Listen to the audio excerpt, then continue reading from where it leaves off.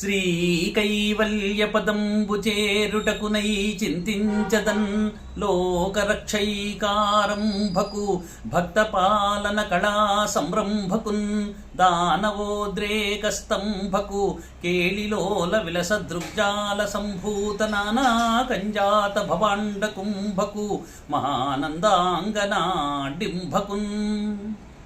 పోతన గారు శ్రీమద్భాగవతాన్ని ఆంధ్రీకరించేటువంటి సమయంలో భగవంతుని గూర్చి ప్రార్థన చేశారు.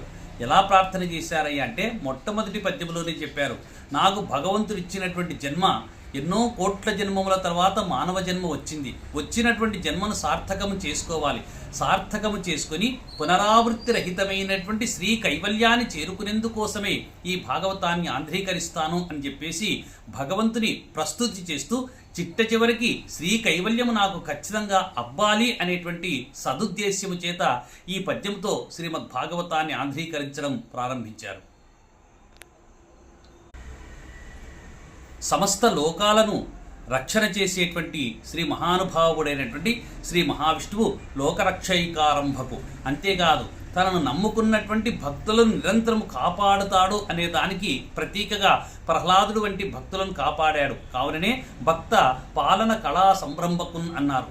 అంతేకాదు భక్తులను కాపాడడమే కాకుండా భక్తులను ఇబ్బంది పెట్టినటువంటి రాక్షసులను దుర్మాడడానికి ఎటువంటి పరిస్థితుల్లో కూడా ఆయన జాప్యము చేయకుండా వచ్చి వారిని సంహరిస్తాడు అనే దానికి ప్రతీకగా హిరణ్యకశపుల వంటి రాక్షసులను సంహరించాడు తన యొక్క భక్తులను ఇబ్బందులు పెడుతూ ఉంటే. కాబట్టి భక్త పాలన కళా సంభ్రమకు దానవోద్రేక స్తంభకు, అంతేకాదు కేళిలోల విలస దృగ్జాల సంభూత నానాకంజాత భవాండ కుంభకు అంటాడు.